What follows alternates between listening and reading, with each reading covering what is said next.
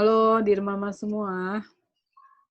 Jadi sebenarnya ini ada satu segmen terbaru dari Mama Talks. Namanya adalah Bahas Buku. Ya, tuh. Bahas. Nah, bahas buku. Nah, jadi bahas buku ini itu kita akan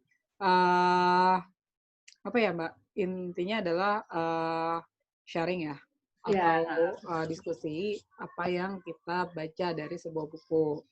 Nah, bukunya pastinya itu berhubungan dengan parenting. ya. Gitu. Nah, kali ini kita akan bahas buku namanya Prophetic Parenting. Ini ya. Loh, Kebetulan aku ini baru adalah ya. buku yang kita sama-sama punya. Iya, Dan juga sebenarnya kita milih buku ini karena di sini tuh intinya dia lebih banyak mengembalikan semuanya ke Al-Quran dan hadis ya. Jadi ya. nggak bukan pandangan dari seseorang. Gitu Mm-mm. sih. Mungkin Mbak Getar deh yang lebih tahu si metode penulisan si buku ini tuh gimana si penulisnya. Ya, jadi ini penerbitnya tuh dari Proyumedia bukunya. Ini nama penulisnya.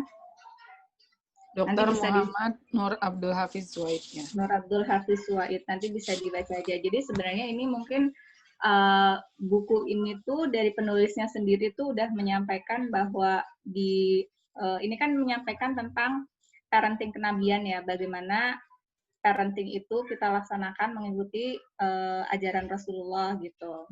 Jadi makanya di sini tuh banyaknya tentang hadis-hadis gitu, tentang hadis juga yang berkaitan sama parenting juga cerita-cerita dari sahabat gitu. Di sini bahkan penulis juga menyampaikan beliau ini nggak mengutamakan opini beliau ya, tapi hanya benar-benar menyampaikan apa yang diajarkan Rasul kayak gitu. Jadi isinya sangat objektif gitu, sangat objektif untuk bisa kita ikuti.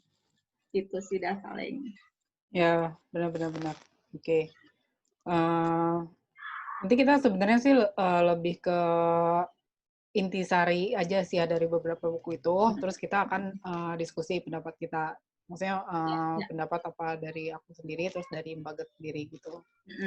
Atau mungkin nanti kita akan apa sih namanya? Ya intinya sebenarnya tujuannya juga kenapa kita ada segmen bahas buku tuh kita tahu banget mama-mama di luar sana tuh sibuk banget ya. Sibuk banget sampai mungkin untuk meluangkan waktu baca buku tuh agak-agak susah gitu ya. Jadi mungkin sambil masak, sambil nyetrika baju, sambil ngerjain kerjaan yang lain tuh bisa sambil dengerin channel kita dan semoga mudah-mudahan juga apa yang kita sampaikan, maksudnya apa yang kita sampaikan berdasarkan buku ini atau nanti buku-buku yang lain ke depannya tuh bisa memberikan manfaat atau insight baru buat mama-mama gitu. Benar. Mungkin ini sebenarnya agak beda kan dengan yang biasanya kita, maksudnya video-video sebelumnya, itu kan kita selalu bilang sharing pengalaman, karena kan Ya. praktisnya gitu kan. Nah, tapi kita tetap hadirkan segmen yang agak, maksudnya ada pembahasan dari bukunya, cuman itu pun sebenarnya biar kita nggak salah atau misleading lah, intinya lebih ke banyak contoh-contoh atau pembahasannya itu dari Al-Quran dan hadisnya gitu sih. Soalnya kan biar maksudnya biar nggak ragu lah gitu kebenarannya. Dibanding kayak misalkan kita bahas buku, tapi pengalaman seseorang misalkan gitu untuk mendidik anak. Nah itu kan sebetulnya juga agak berbeda gitu. Nah ini makanya kita pilih bagaimana sih cara Nabi mendidik anaknya, dan itu didukung dengan hadis atau ayat-ayat yang beneran valid gitu. Ya, ya. Jadi kita sebenarnya juga lebih akan men-summarize atau merangkum si isi buku ini, kemudian juga menyampaikan Quran, ayat dan hadis yang relate terhadap hal tersebut gitu. Maksudnya sebenarnya juga apa yang kita sampaikan di sini tuh bukan berarti itu adalah pendapat kita gitu. Cuman nanti kita pasti akan diskusi setelah apa yang kita baca dari buku ini. Iya, ya, betul-betul. Mungkin kita karena pasti isinya tuh akan bisa jadi refleksi kehidupan kita sehari-hari nggak sih gitu ya. Mungkin jadi nanti akan kita sisipi dengan cerita-cerita kayak gitu. Atau mungkin ya pengalaman-pengalaman ya yang bisa kita ceritakan gitu. Tuh. Oke. Jadi Jadi sebenarnya ya. Jadi di sebenarnya di bab buku pertama nih, ini itu isinya ada berapa bab dah? 19 bab ya. Ya. Nah, sangat tidak mungkin kita bahas 19 bab ini dalam satu kali karena kita juga belum baca semua. Jadi kita akan bahas satu-satu bab. Jadi satu bab kita baca, terus kita langsung bahas gitu. Berarti ini nanti akan jadi series nih ya, Dah ya? Tuh, Jadi betul. bahas buku Prophetic Parenting ini akan jadi beberapa series nih yang bisa teman-teman ikutin nantinya.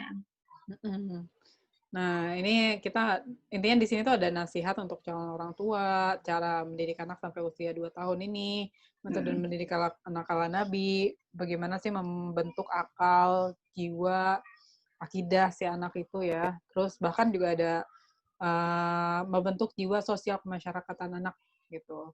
Ya. Terus ini juga penting nih, menanamkan cinta ilmu pada anak gitu, biar anak tuh juga sebenarnya terpacu untuk selalu belajar dan mencari ilmu. Nah, ini juga bagus sih memelihara kesehatan anak, karena kan itu juga penting ya. Gitu. Dan mengarahkan kecenderungan seksual anak gitu. Ini juga bagus. Nah, terus juga petunjuk untuk para dari Rasulullah untuk orang tua dan anak-anak gitu. Jadi di sini sih lumayan komplit sih ya si isinya bahasanya. lengkap banget. Nanti kita bahas satu-satu. Sebenarnya kalau yang aku baca juga sebenarnya penulisnya tuh ingin menyampaikan bahwa teori parenting itu kan banyak banget ya. Apalagi kalau misalnya teori dari barat itu kan biasanya dia dasarnya itu dari penelitian ya. Tapi seringkali yang namanya penelitian itu ada weakness-nya gitu loh, Dah. Jadi seringkali ini suatu teori ini udah benar, tapi ternyata ada teori lain lagi yang mungkin kontra. Nah, kayak gitu.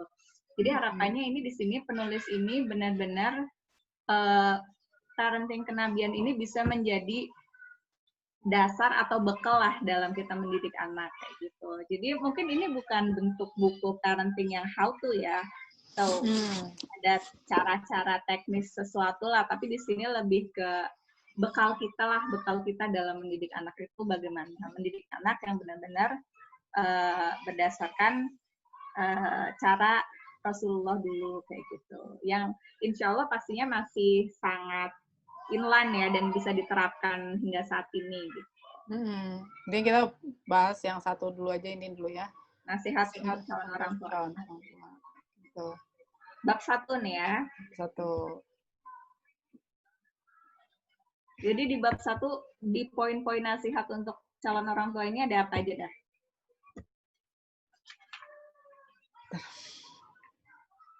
Kenapa? Tar. Nasihat cinta. Nah, nasihat untuk calon orang tua. Nasihat untuk calon orang tua yang pertama ya. Ya.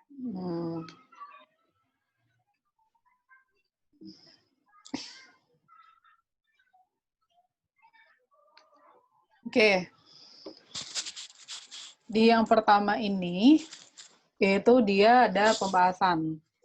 Sebenarnya sih, apa sih tujuan untuk mendidik anak? Atau maksudnya, apa ya, maksudnya harus bagaimana sih intinya gitu. Jadi kalau misalkan dari buku ini, itu tuh lebih dijelaskannya bahwa untuk yang bab 1 ini ya, karena ini kan lebih bahas nasihat untuk calon orang tua. Jadi lebih menekankan bahwa sebagai orang tua itu tuh kayak sangat penting gitu perannya dalam pendidikan anak ini. Karena ya ini tadi sih kalau misalkan dilihat dari hadisnya itu, by the way ini hadisnya itu bentar. Dari siapa ya?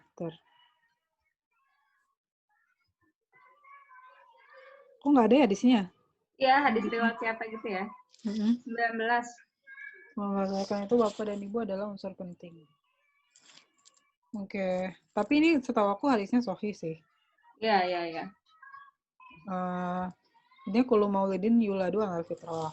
Wa innama abawahu yuhawadanihi au yumajjasanihi au yunaswaranihi gitu. Jadi intinya adalah orang tua gitu loh yang sebenarnya akan membentuk si anak ini gitu. Makanya itu penting banget untuk para orang tua, salah satunya memiliki tujuan gitu dalam mendidik anak. Soalnya gini, jadi apabila rumah memiliki sebuah pengaruh pada anak, maka wajib hukumnya merealisasikan tujuan sebenarnya, yaitu si anak harus diliputi oleh segala sesuatu yang dapat menumbuhkan ruh keagamaan dan kebaikan dalam dirinya, gitu. Ya. Jadi ini sih yang penting itu adalah gimana menemukan ruh keagamaan dan kebaikan dalam diri si anak tersebut itu, gitu. Karena orang tua kan yang mempengaruhi si anak atau misalkan yang menjadi contoh bagi si anak gitu. Padahal meskipun ya sebenarnya sih dalam prakteknya bukan cuma orang tua sih nanti yang akan membentuk anak ya.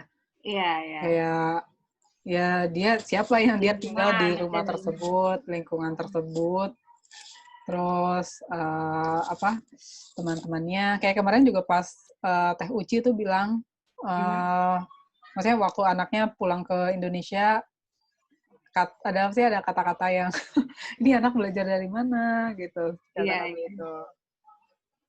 Tapi di situ mungkin balik lagi ya, kenapa akhirnya orang tua menjadi pilar utama dalam mendidik anak. Bahkan kan ada yang kita udah cukup memahami gitu ya, sering mendengar bahwa kayak ibu itu madrasah pertama bagi anak gitu. Jadi makanya kalaupun nanti anak itu terpengaruh dari lingkungan, sebenarnya disitulah ngelik lagi sebenarnya peran orang tuanya gimana nih dari si lingkungan itu kan. Karena lingkungan kan sesuatu yang sulit kita kontrol ya, itu yang ada di luar kontrol kita lah. Jadi udah di luar kendali bagaimana akhirnya kita bisa, siapa yang bisa menyikapi dampak dari pengaruh lingkungan itu kan balik lagi juga ke orang tua gitu. Oke. Nah ini gimana Mbak tanggung jawab mendidik anak? Nah ya, jadi balik lagi karena tadi orang tua itu jadi pilar utama, di sini kita diingatkan bahwa mendidik anak itu merupakan tanggung jawab dari orang tua. Jadi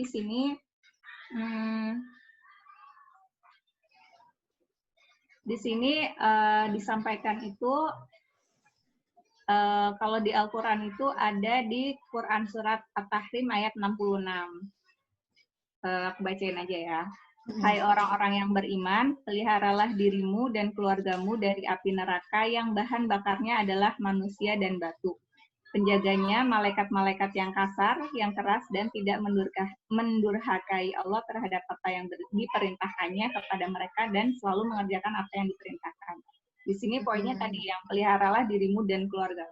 Di situ keluarga itu kan salah satunya juga anak-anak. Jadi betapa diingatkan juga kita bahwa memelihara anak itu ya salah satunya dengan mendidik mereka kayak gitu. Benar. Nah, terus juga di sini ya tadi kan tanggung jawab mendidik anak adalah tanggung jawab orang tua. Nah, tanggung jawabnya itu adalah untuk mengerjakan kebaikan dan melarang kemaksiatan. Jadi mendidik anak itu untuk gimana caranya si anak bisa mengerjakan kebaikan dan memberitahu si anak hal-hal yang dilarang gitu. Jadi jangan sampai melakukan hal-hal maksiat. Makanya di sini adalah Ali bin Abi Thalib radhiyallahu anhu dalam menafsirkan firman Allah Subhanahu wa taala, ku anfusikum wa ahlikum naron itu alimu anfusakum wa ahlikum khairon. Jadi maksudnya adalah ajarilah diri kalian dan keluarga kalian kebaikan. Soalnya kan yang ayat yang tadi itu maksudnya adalah ku anfusikum wa ahlikum naro, gitu, pelihara dirimu dan keluargamu dari api neraka. Nah, yang dimaksudkan di sini berarti adalah ya memelihara diri dan keluarga dari api neraka itu maksudnya adalah mengajari diri kita dan keluarga kita itu kebaikan. Gitu. Ya. Karena partnya itu di situ. Gitu. Jadi yang dimaksud dengan ku anfusikum adalah meninggalkan apa yang dilarang Allah atas kalian. Gitu, pelihara dirimu. Dalam kitab Al-Kasyaf dia katakan pelihara dirimu dengan meninggalkan kemaksiatan dan mengerjakan ketaatan. Juga untuk keluarga kalian harus kalian perlakukan sama seperti kalian memperlakukan diri kalian sendiri. Gitu. Cuma aku bingung sih ya gimana ya. Soalnya gini, manusia itu kadang nggak terpisah dari egonya sendiri, benar nggak sih? Maksudnya tuh Ya, kadang, betul. soalnya juga apa ya? Ini kayaknya kita harus nanya ke yang ahli sih ya. Maksudnya soalnya juga di tahap mana sih itu kita akan boleh untuk kayak ya udah itu urusan dia, itu urusan saya gitu. Maksudnya ketika misalkan anaknya udah sangat membangkang, padahal orang tuanya udah sangat mendidiknya dengan baik gitu. Pokoknya kan kayak siapa tuh kisahnya Nabi apa? Nabi Nuh ya. Yang anaknya yang nggak mau itu ya. Yang dibilang innahu laisa min ahlik gitu. Maksudnya dia tuh bukan bagian dari keluarga kamu gitu kan di kata Allah gitu. Meskipun dia adalah anaknya karena dia tidak menghormati orang tuanya. Ya mungkin itu part kalau tapi ini mungkin juga karena ini adalah partnya persiapan, jadi lebih ke menekankan bahwa kita harus merasa bahwa mendidik anak itu adalah tanggung jawab orang tuanya dan gimana caranya kita mempersiapkan diri untuk mengajarkan kebaikan gitu untuk si anak ini gitu kali ya. Lebih ke part ini gitu. Ya. Dan apa sih kenapa yang namanya tanggung jawab gitu ya? Itu sih di sini juga disampaikan karena ya nanti sebagai orang tua itu ketika kita udah diamanahkan kepada para orang tua gitu ya, kepada kita kalau udah punya anak itu karena akan dimintai gitu ya namanya tanggung jawab. Nanti kelak juga akan dimintai. Di sini disampaikan diriwayatkan oleh Bukhari bahwa sesungguhnya Allah akan meminta pertanggungjawaban kepada setiap pemimpin atas apa yang dipimpinnya, apakah dia menjaganya atau melalaikannya, sampai meminta pertanggungjawaban terhadap seseorang atas anggota keluarganya. Gitu. Itulah kenapa poinnya tuh tanggung jawab kayak gitu, karena kita nanti jadi orang tua dimintai tanggung jawabnya gitu. Terkait dengan si anggota keluarga si anak ini kan. Benar. Dan di sini juga Ibnu Qayyim rahimahullah menekankan bahwa bukan. Benar. Ini. Jadi Imam Ghazali ya, Imam Al-Ghazali itu dalam risalahnya menegaskan bahwa makna pendidikan itu sama seperti pekerjaan petani yang mencabut duri-duri dan menyiangi rumput-rumput liar agar tanamannya tumbuh sehat dan mendapat hasil panen yang maksimal. Ini perumpamaan yang sangat indah ya menurut aku ya. Benar, ya. Bahwa dalam mendidik anak itu kita kayak lagi nanam sesuatu gitu. Kita kalau misalnya nanam nih buat teman-teman mungkin yang punya pengalaman nanam gitu lah ya. Itu kan suka ada tumbuh gulma-gulma ya. Misalnya nanam cabai itu kan nanti nggak cuma cabai tuh yang tumbuh di situ, tapi ada gulma-gulma di sekelilingnya. Nah, itu kan kalau nggak dicabut itu akan mengganggu si cabainya, mengganggu tanaman utamanya. Jadi ibaratnya tuh kayak gitu kalau kita dalam mendidik anak tuh kayak gitu kalau menurut Imam Al-Ghazali ini. Mencabut dan menyayangi rumput-rumput liar supaya tanamannya sehat. Mungkin itu juga bisa dipakai kayak tadi ya. Ada faktor lingkungan luar, bagaimana kita bisa mampu menjaganya gitulah agar si anak kita ya tetap benar-benar berjalan di jalan yang lurus lah istilahnya. Jalan yang lurus ya gitu. Iya.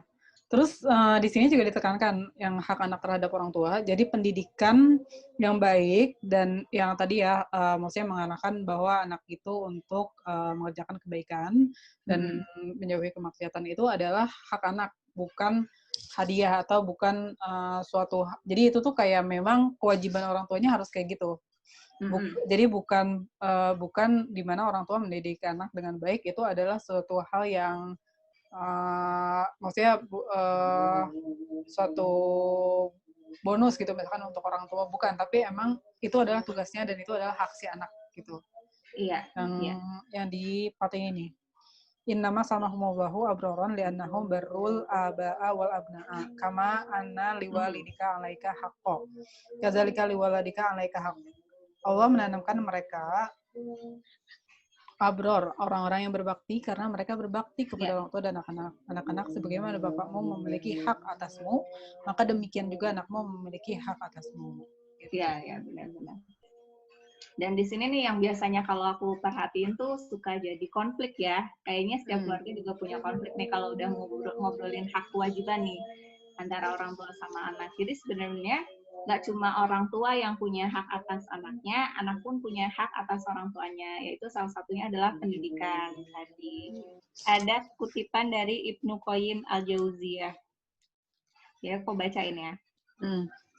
Barang siapa yang dengan sengaja tidak mengajarkan apa yang bermanfaat bagi anaknya dan meninggalkannya begitu saja, berarti dia telah melakukan suatu kejahatan yang sangat besar. Kerusakan pada diri anak kebanyakan datang dari sisi orang tua yang meninggalkan mereka dan tidak mengajarkan kewajiban-kewajiban dalam agama berikut sunnah-sunnahnya. Jadi bahkan disebut kejahatan ya, kalau di sini kejahatan yang sangat besar ketika orang tua menelantarkan anaknya itu. Benar. Nah, mungkin kita beranjak ke subbab berikutnya nih. Nasihat cinta untuk calon orang tua. Jadi setelah kita memahami bahwa mendidik adalah sebuah tanggung jawab orang tua. Nah, yang kedua tuh dibahaslah usaha untuk menikahi wanita solihah. Sini mungkin poinnya mencari pasangan ya, mencari pasangan yang solih atau solihah gitu. Untuk yang laki-laki mencari pasangan yang solihah, untuk yang perempuan mencari pasangan yang solih gitu. Jadi mendidik anak tuh udah harus diperhatikan dari dengan siapa kita akan menikah gitu maksudnya deh ya. Tapi gimana nih kalau cara gimana nih cara mau tanya. Apa coba? Aduh. Ya, makanya sih sebenarnya di kita juga mentionnya di beberapa pembahasan sebelumnya itu selalu dibahas ya gimana caranya proses mereka untuk penyamaan persepsi dengan suami gitu kan. Terus soalnya benar juga sih kalau misalkan misalnya nih orang tua tuh juga beda pendapat dalam mendidik anaknya, juga jadi bingung kan sama anaknya ya. Islam jadi di sini tuh adalah dijelaskan Islam adalah agama keluarga, selalu menetapkan keterlibatan seorang mukmin dalam keluarganya dan kewajibannya dalam rumah tangga. Keluarga Muslim adalah benih dari masyarakat Islam, jadi salah satu unsur dari unsur-unsur makanya. Di antara hal yang membantu seorang bapak dalam memberikan pendidikan yang baik kepada anaknya adalah istri solehah yang mengerti akan tugas-tugasnya dan mengerjakan tugas-tugas tersebut dengan sebaik-baiknya. Istri yang menjadi ibu adalah elemen utama dalam amalan ini. Amalan itu maksudnya sebenarnya pekerjaan ya. Kayaknya ini yang translate ya amalan itu ya maksudnya pekerjaan ini. Tuh. Di antara suami adalah mencari tahu sampai sejauh mana wawasan istrinya, sebab wawasan ini akan membantu sang istri untuk mengatur rumah tangga dan memberikan pendidikan yang baik kepada anak-anaknya. Sesungguhnya sepasang suami istri persis seperti satu bait syair. Tidaklah baik sebuah syair apabila baris pertama indah, sementara baris keduanya buruk. Tapi beda syair itu emang buat orang Arab tuh sangat terkenal ya dulu. Dan dulu sih, maksudnya emang terkenal dan emang banyak syair-syair gitu loh dibikin sama orang Arab gitu. Dulu sih aku belajar namanya mahfuzat. Mahfuzat itu isinya kata-kata mutiara itu. Terus sama yang syair-syair banyak itu. Jadi mungkin kalau kelas-kelas awal ya kayak yang pendek-pendek lah, manjada wajada gitu kan. Oh iya. Dapat lagi ya. Nah tapi kalau udah yang ini itu aku belajar panjang itu. Kayak contohnya apa ya? Laula burudatul bahri la tahabtu ilaiki syauqan misalkan. Apa tuh? Panjang lah itu. Ya ini yang gitulah. Oh iya Tapi iya memang iya. ya terkenal. Tapi Siap. lucu juga sih perumpamaannya. Sepasang suami istri ibarat syair. Kalau Kenapa yang lucu satu coba? indah.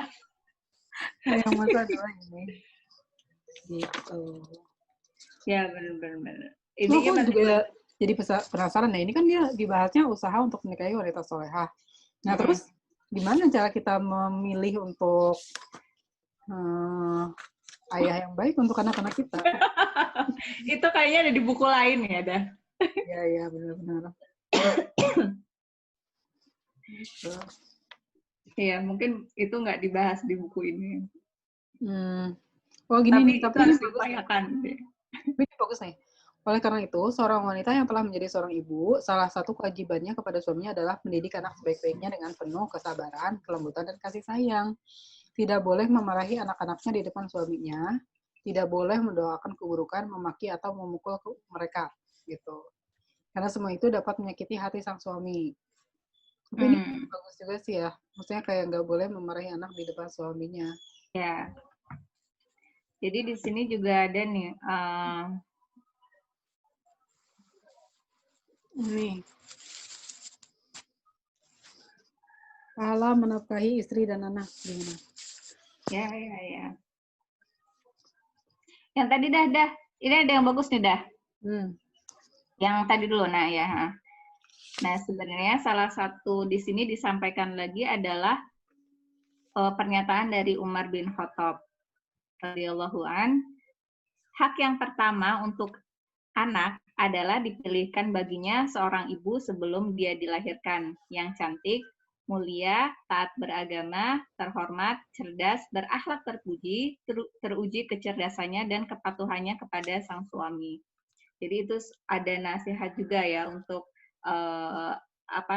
sebenarnya ini nasihat bukan berarti hanya untuk calon suami sih ya, kalau menurut aku ya.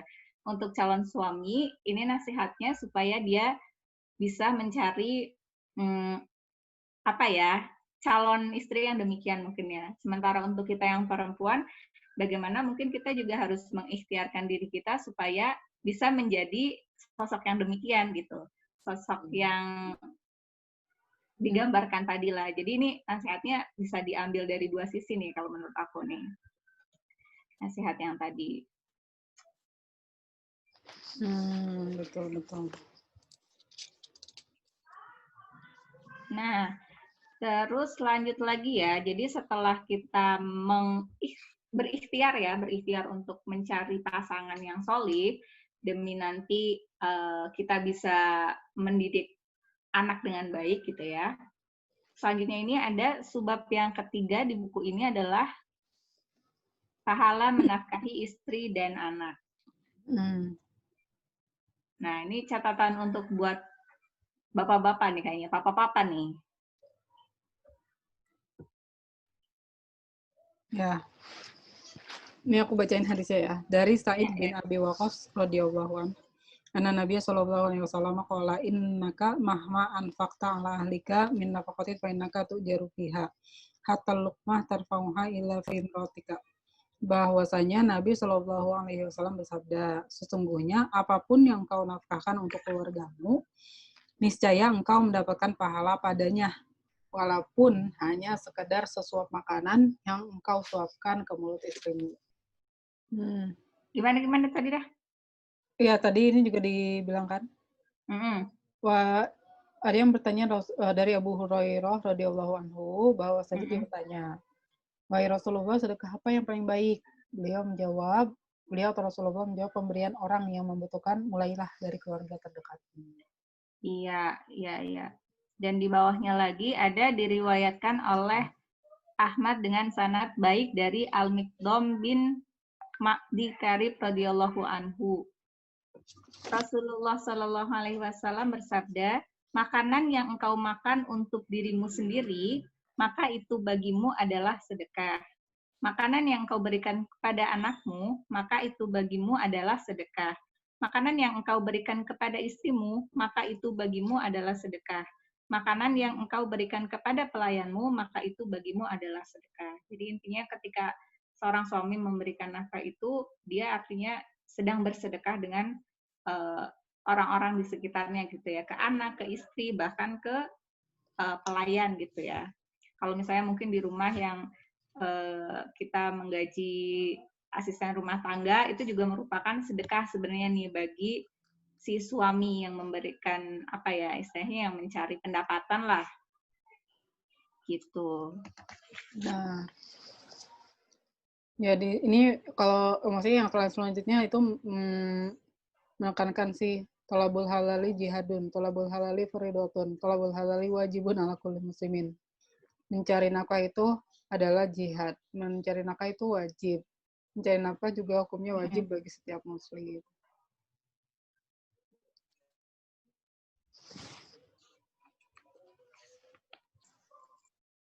Jadi tadi kan suami ini ya istri. Nah di sini juga patut kita sebutkan tentang pahala seorang istri memberi nafkah kepada suami dan anak-anaknya. Di sini juga patut kita sebutkan tentang pahala seorang istri memberi nafkah kepada suami dan anak-anaknya. Jadi setelah tadi bahwa pentingnya nafkah seorang dari suami ke istri dan anak-anak, di sini juga ada pahalanya sendiri nih sebenarnya, karena mungkin kan kita tahu ya ada di luar sana banyaklah dari kita istri yang juga mungkin bekerja membantu mencari nafkah untuk keluarganya seperti itu.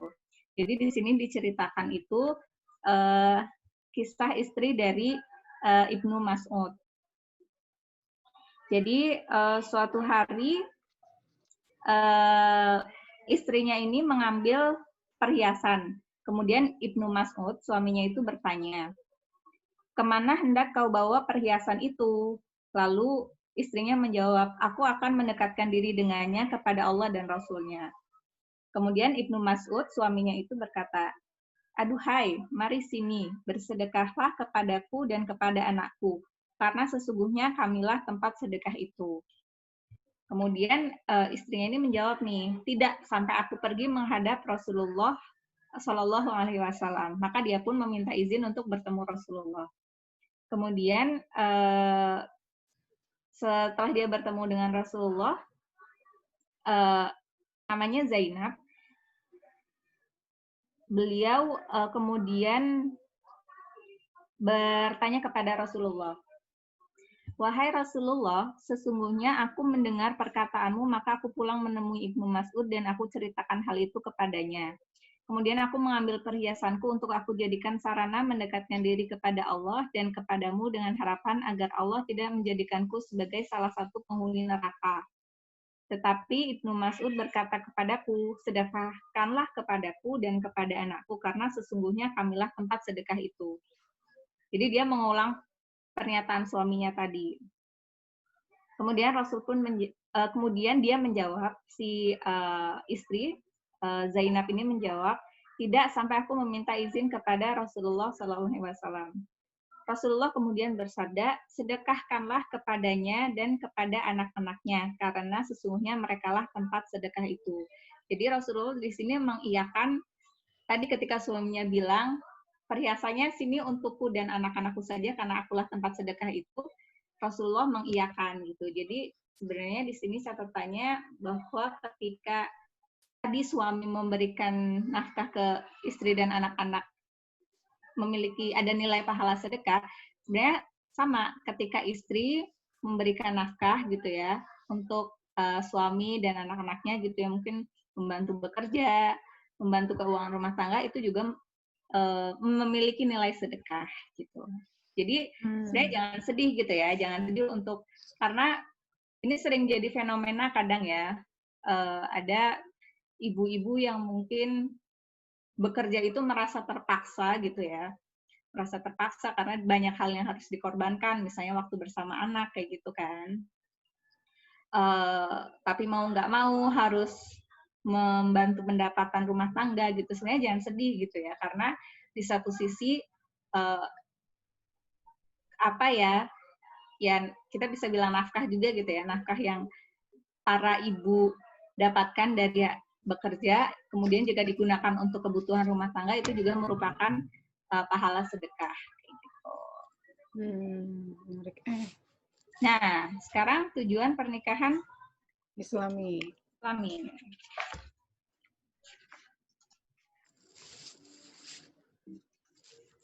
Apa aja nih dah tujuan pernikahan Islami?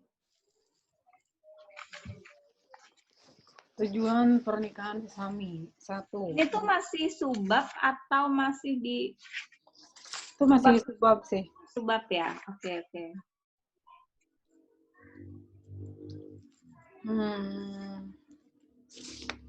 Memperbanyak jumlah kaum muslimin dan memberikan kegembiraan di hati Rasulullah. Nikah adalah sunahku, maka barang siapa Rasulullah Shallallahu Alaihi Wasallam bersabda, nikah adalah sunahku, maka barang siapa yang tidak mengamalkan sunahku berarti dia bukan termasuk golonganku. Menikahlah kalian karena sesungguhnya aku berharap memiliki jumlah umat yang banyak melalui kalian di antara umat-umat lainnya pada hari kiamat kelak. Gitu. Jadi tujuan yang pertama itu memperbanyak jumlah kaum muslimin dengan punya anak lebih banyak, punya anak dengan berkembang biak lainnya. Yang kedua itu juga adalah sunnahnya Rasulullah gitu. Untuk yang poin pertama ya. Ya. Poin yang kedua, menjaga diri dan mendekatkan diri kepada Allah Subhanahu wa taala. Dalam hadis disebutkan intinya di hadis ini dan pada kemaluan salah seorang dari kalian terdapat sedekah. Mereka bertanya, wahai Rasulullah, bagaimana bisa salah seorang dari kami memuaskan syahwatnya kemudian dia mendapatkan pahala? Beliau menjawab, tidakkah kalian lihat apabila dia menyalurkannya pada sesuatu yang haram, bukanlah dia mendapatkan dosa? Maka demikian pula apabila dia menyalurkannya pada sesuatu yang halal, dia akan mendapatkan pahala. Yang ketiga, untuk membangun generasi muslim.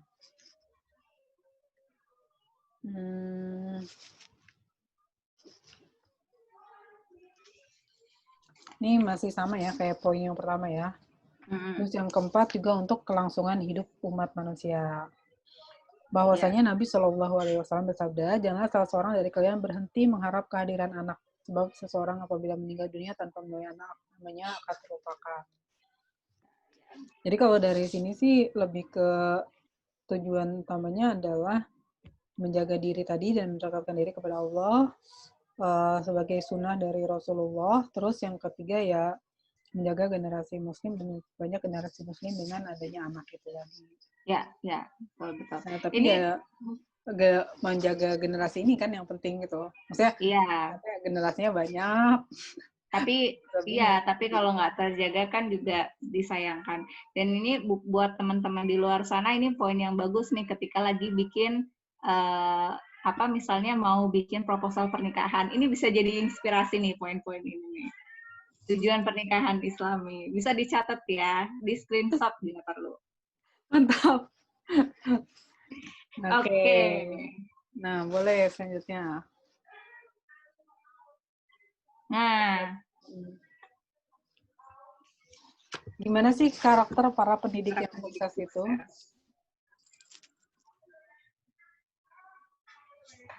Tapi di sini bagus sih, dia bilang ada karakter-karakter mendasar yang apabila seorang pengajar memilikinya, maka akan banyak membantunya dalam melakukan aktivitas pendidikan. Maksudnya di sini tuh dia tuh menjelaskan bahwa karakter ini tuh juga dia tuh maksudnya ini tuh kan ada poin-poin gimana sih ciri-ciri Rasulullah mendidik anak gitu. Ya. Tapi dia juga menjelaskan bahwa ini tuh karakter dasar dan gak semua manusia itu memiliki kesempurnaan seperti sempurnanya Rasulullah gitu. Ya, betul. Jadi intinya tuh ini tuh adalah karakter-karakter yang seharusnya dimiliki seorang pendidik.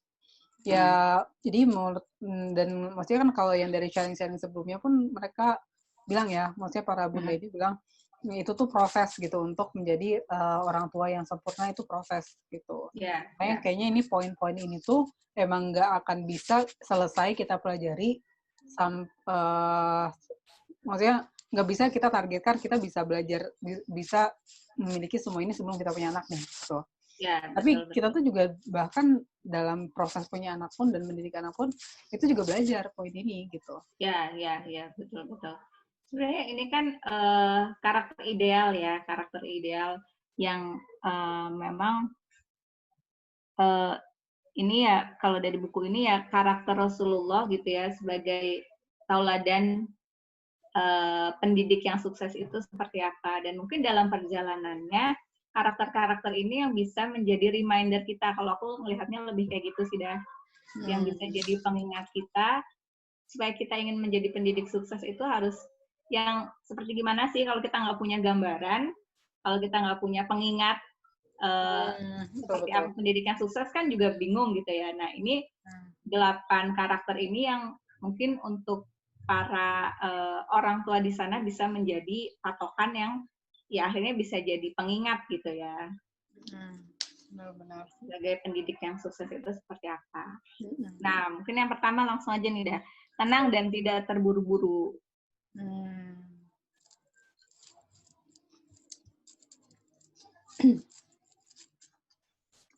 Sangat bukan aku ya.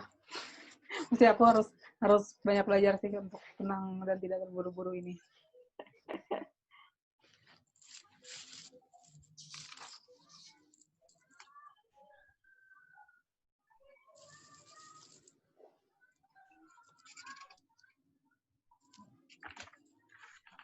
Ini kayak dibacain aja kali ya, cerita nih soalnya. Jadi,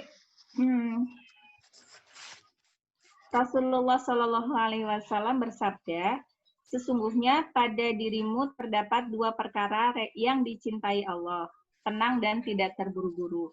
Jadi ini sebenarnya mungkin general ya, tapi juga bisa menjadi karakter yang bisa kita latih atau kita tiru gitu dalam mendidik anak.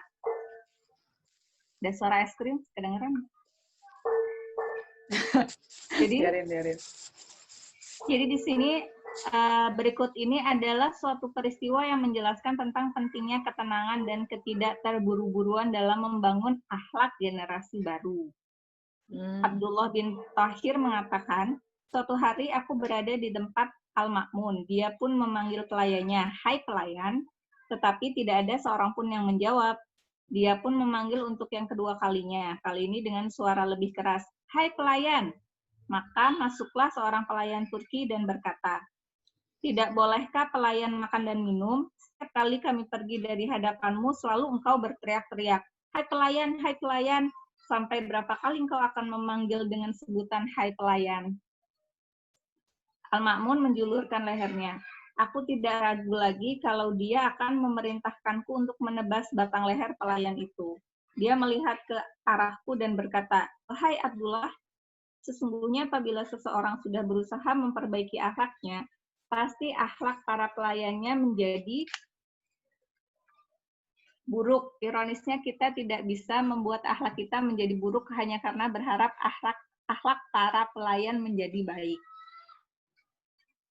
Oke, jadi ini intinya gimana nih? Tenang deh.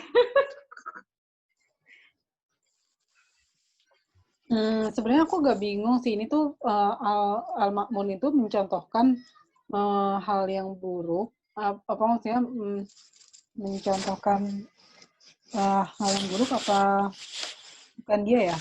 Sebenarnya kan ini tuh kayak mencontohkan ini nih kalau kita tuh nggak bisa berharap orang itu akan menjadi baik akhlaknya kepada kita kalau kita sendiri nggak baik ke orang lain. Yeah. Ya contohnya kan dia kayak teriak-teriak kan manggil pelayan. Bukan ya siapa sih orang yang suka dipanggil pelayan? Maksudnya orang dia pakai namanya gitu. Jadi pas dipanggil pun si pelayannya langsung kayak kenapa sih manggil mulu gitu? Gak boleh apa gitu, makan minum gitu. Iya, betul. Ini tuh mungkin kayak mencontohkan, kayak kalau misalnya kita mendidik anak, kalau kitanya udah bete dan marah-marah terus ke anaknya, jangan heran kalau misalkan anaknya jadi membangkang ke kita. Iya, karena kitanya pun mungkin marah-marah gitu ya. Ya. Karena dia jadi kayak, jadi maksudnya jangan-jangan dia menganggap pas dari kecil itu, jangan ngelihat orang tuanya marah-marah atau semena-mena, dia melihat itu hal yang biasa. Ya, betul. Bukan suatu akhlak yang buruk gitu. Jadi kayak Iya. kayak gitu. Jadi boleh dong, nggak apa-apa teriak-teriak juga. Ternyata Bagus ini, sedang dan tidak terburu-buru. Lembut dan tidak kasar. Apa nih?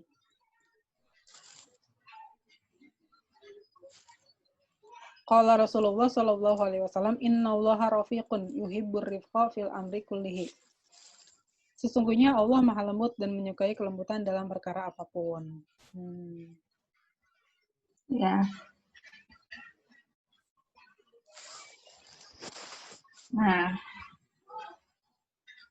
kemudian juga ada hadis lagi yang diriwayatkan oleh Muslim.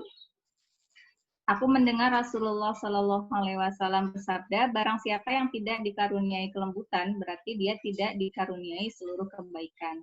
Jadi ibaratnya kelembutan ini kenapa harus dimiliki seorang pendidik itu karena disitulah sumber dari kebaikan gitu. Gimana kita mau menjadi pendidik yang baik gitu ya, kalau misalnya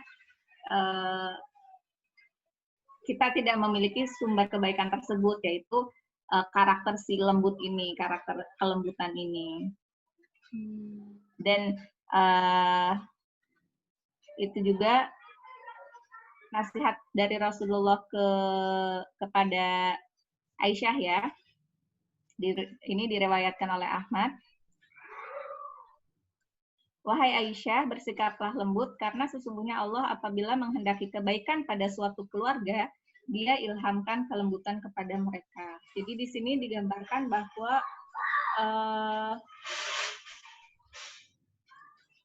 kebaikan suatu keluarga itu kalau kita melihat ada kelembutan di dalamnya.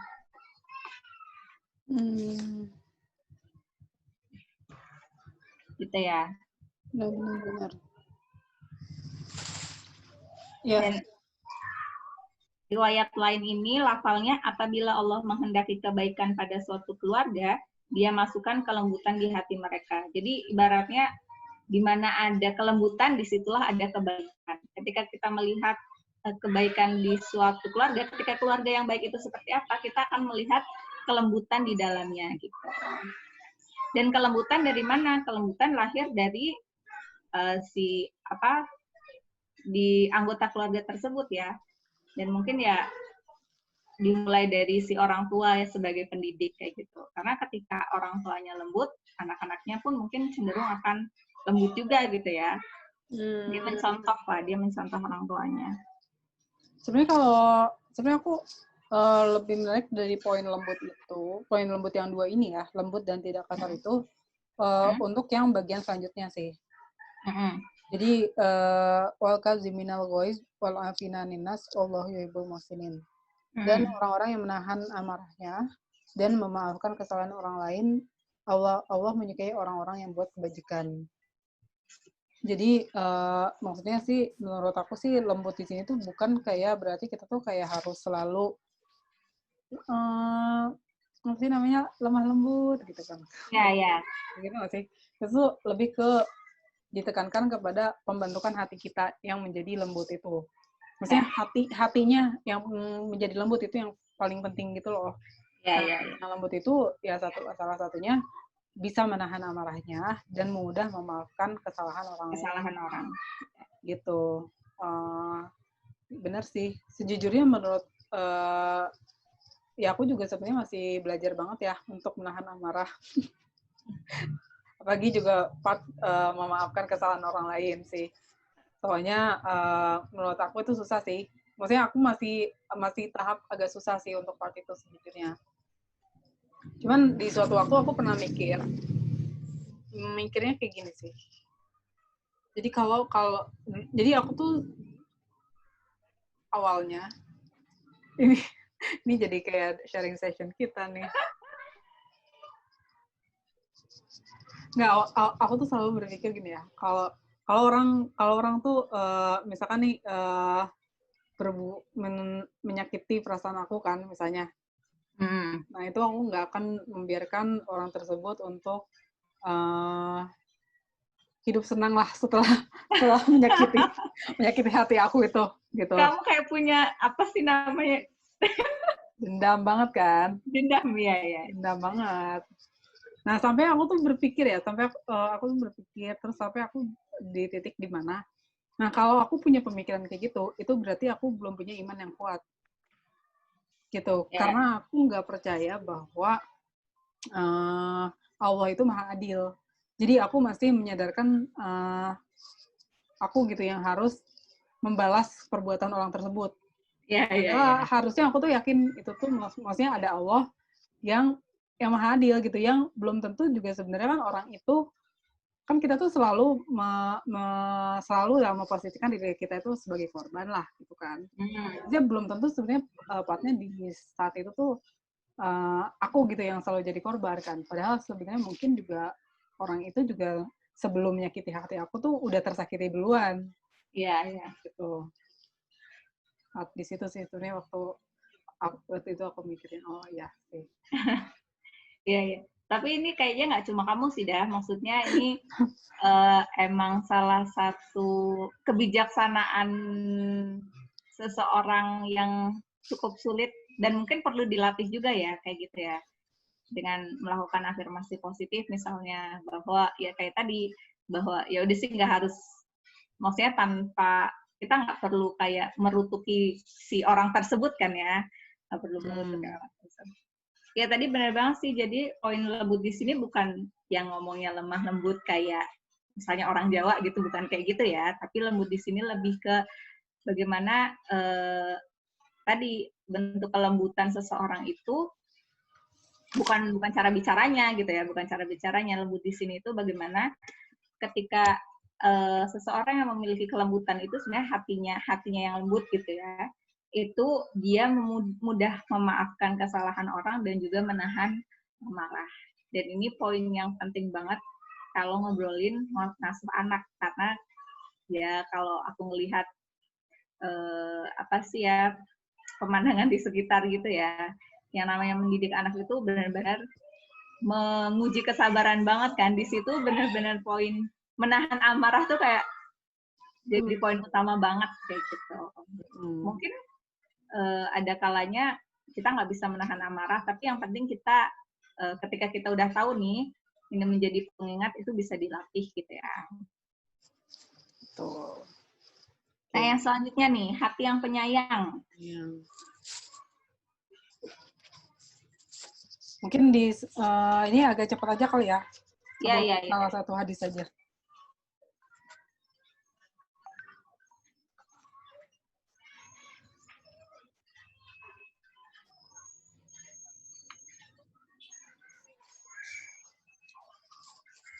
Ya, ini salah satunya ini diriwayatkan oleh Al-Bazzar dari Ibnu Umar radhiyallahu anhu. Sesungguhnya setiap pohon selalu memiliki buah. Buah hati adalah anak. Sesungguhnya Allah tidak menyayangi orang yang tidak sayang kepada anaknya. Demi jiwaku yang berada di tangannya, tidak akan masuk surga selain orang yang penyayang. Kami katakan, wahai Rasulullah, setiap kita menyayangi. Beliau menjawab, bukanlah yang dimaksud dengan kasih sayang adalah seseorang menyayangi temannya. Yang dimaksud dengan kasih sayang adalah menyayangi seluruh umat manusia. Mantap. Oke. Nah, karakter yang selanjutnya. Memilih yang termudah selama bukan termasuk dosa. Bagus sih. Tidaklah Rasulullah Shallallahu Alaihi Wasallam menentukan pilihan antara dua perkara, melainkan beliau memilih yang termudah di antara keduanya selama bukan termasuk dosa. Itu bagus sih, memilih yang termudah. Ya. Jadi jangan memilih yang sulit ya, selama ada yang mudah, kenapa enggak? Yang penting enggak menyalahi aturan-aturan agama itu sendiri. Selama itu bukan sesuatu yang haram, ya udah pilih aja yang mudah gitu ya. 5. Toleransi. Nah, ini ditekankan nih, yang dimaksud dengan toleransi di sini itu adalah kemampuan untuk memahami orang lain dalam bentuk yang optimal.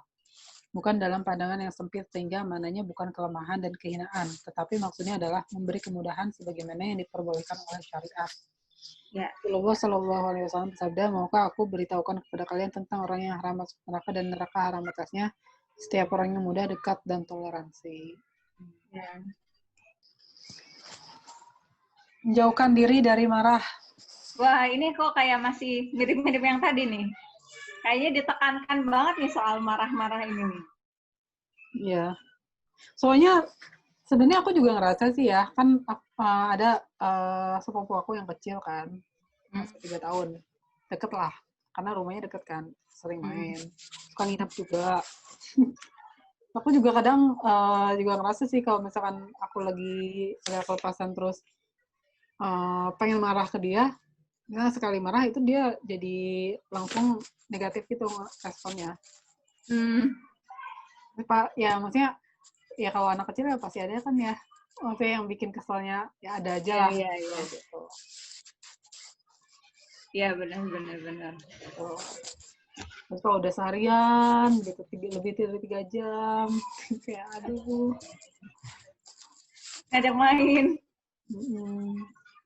Pengen inilah, pengen itulah, gitu. Nah itu kayak harus benar-benar ditahan banget sih emang. Soalnya kayak sekali aja gitu ya, misalkan kalau pasal sekali aja, itu kayak langsung negatif gitu ke dianya. Gitu. Iya. Apalagi anak kan maksudnya dia sangat masih sensitif lah. Masih sensitif ini.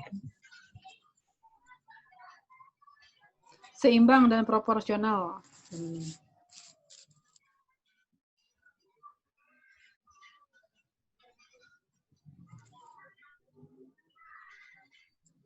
Seimbang dan proporsional. Ya, jadi bersikap ekstrim adalah sifat yang tercela pada urusan apapun. Di sini ditulisnya kayak gini. Oleh karena itu, kita dapati Rasulullah Shallallahu Alaihi Wasallam selalu suka bersikap proporsional dan seimbang dalam urusan tiang agama. Maka bagaimana pendapat Anda pada urusan hidup lainnya yang antara lain adalah aktivitas pendidikan yang merupakan urusan terpenting. Jadi di sini intinya Rasulullah adalah sosok yang selalu bersikap proporsional gitu ya dan tidak ekstrim. Sehingga disampaikan termasuk dalam mendidik anak pun kita harus proporsional. Gitu ya. Nggak ekstrim. Sebenarnya sih kadang tuh kalau jangan sih. Ini agak bias. Sebenarnya kalau di drama-drama Korea tuh biasanya anak-anak yang kan kalau di drakor kan biasanya ini ya, maksudnya masa kecilnya tuh susah gitu ya. Iya. Terus mau mempengaruhi sikap dia pas dewasa gitu maksudnya. Dewasa jadi baik gitu ya. Ya, tapi kita nggak bisa menjamin sih sebenarnya kayak gitu. Cuma apa ya contohnya di sini ya untuk seimbang dan proporsional. Mungkin lebih ke kayak jangan terlalu keras juga, tapi jangan terlalu lembut banget. Bukan lembut banget sih, tapi kayak santai banget gitu kali ke anaknya ya. Iya, bisa jadi. Jadi aku bukan pernah baca, aku lupa sih ya ini sharing dari mana. Oh, kayaknya ini dari kakakku nih, kakakku yang pertama. Jadi kakakku yang pertama itu dia udah dikaruniai 4 anak, usianya tuh deket-deketan banget. Dan dia juga tipikal yang emang concern juga nih sama parenting. Dan dia pernah suatu hari itu cerita sama aku ketika ngedidik anak-anak itu ada yang namanya tarik ulur gitu loh dah. Jadi anak tuh ada kalanya kayak kita main layangan, ada kalanya kita mengulur dia. Ngulur tuh kan ya, maksudnya benangnya kita longgarin gitu loh, biar dia terbang kemana-mana. Ada kalanya kita tarik. Jadi mendidik anak tuh katanya kayak gitu. Ada kalanya kita membiarkan mereka maksudnya membiarkan mereka mungkin berbuat sesuatu, memilih sesuatu, membuat keputusan sesuatu. Tapi ada kalanya kita perlu menarik. Kita perlu menarik tuh kan kalau kita main layang-layang tuh menarik tuh saatnya kita memberikan arahan kan ya. Jadi anak tuh jangan didikte gitu, jangan didikte A sampai Z harus seperti ini gitu. Tetap diberi kebebasan, tapi juga tetap ditarik kayak gitu. mungkin bisa diambilnya tuh seimbang dan proporsional, mungkin kayak gitu ya. Jangan kita membebaskan banget anak-anak tanpa menjaganya, tapi juga kita membebaskan juga sekaligus menjaga, intinya kayak gitu. Mungkin boleh ya nanti teman-teman tuh misalnya punya penjelasan atau pendapat nih terkait sama poin ini, bisa ditulis nanti di kolom komentar biar bisa dibaca juga nih sama teman-teman yang lain gitu ya Dah ya. Siap. Selanjutnya nih, karakter yang ke-8, selingan dalam memberi nasihat. Kayaknya itu masih nyambung sama yang tadi sih, yang tarik ulur itu. Oke. Selingan. Kabar gembira untuk orang tua. Ya sebenarnya bagusnya itu ke ini sih ya, yang bahwa apabila seseorang meninggal, terputuslah seluruh amal perbuatannya, selain dari 3 perkara. Sedekah jariah, ilmu yang bermanfaat, dan anak soleh yang mendoakannya. Iya. Nah, benar sih. Ya sebenarnya anaknya, ya sih, maksudnya meskipun udah meninggal juga selalu ada yang mendoakan dia. Iya, betul-betul. Itu kabar gembira banget sih, benar-benar. Salah satu amalan yang, apa sih, amal jariah ya, doa anak yang soleh. Amalan yang tidak terputus. Terus, anak adalah perhiasan di dunia. Ya. Slide-nya dah. Oh. Anak adalah perhiasan di dunia. Oke. Ya, kalau itu, apa sih yang ini ya, tapi juga sebenarnya, iya sih, kayak beberapa kali tuh selalu diingatkan, tapi jangan sampai kita tuh lalai terhadap ibadah karena anak juga. Karena kayak, maksudnya pengen main sama anak terus. Seperti yang di ini ya, di sini ditulis nih, di surat terjemahan Al-Kahfi ayat 46, harta dan anak-anak adalah perhiasan kehidupan dunia, tetapi amalan-amalan yang kekal lagi solih adalah lebih baik pahalanya di sisi Tuhanmu, serta lebih baik untuk menjadi harapan. Benar. Nah, jadi di sini juga dicontohin nih katanya, seringkali kita melihat orang-orang tertipu oleh perhiasan ini gitu. Mereka mulai berbangga dengan banyaknya anak gitu. Karena beranggapan bahwa anak-anak itulah yang akan menjaganya. Kemudian mereka menyombongkannya di hadapan orang-orang yang beriman. Jadi sebenarnya intinya meskipun anak adalah perhiasan dunia, tapi jangan sampai kita akhirnya menjadi sombong karena yang namanya juga perhiasan ya. Kadang ada yang perhiasan emas itu karena punya jadi sombong gitu ya. Termasuk anak juga kayak gitu, jangan sampai lalai. Ini reminder banget sih.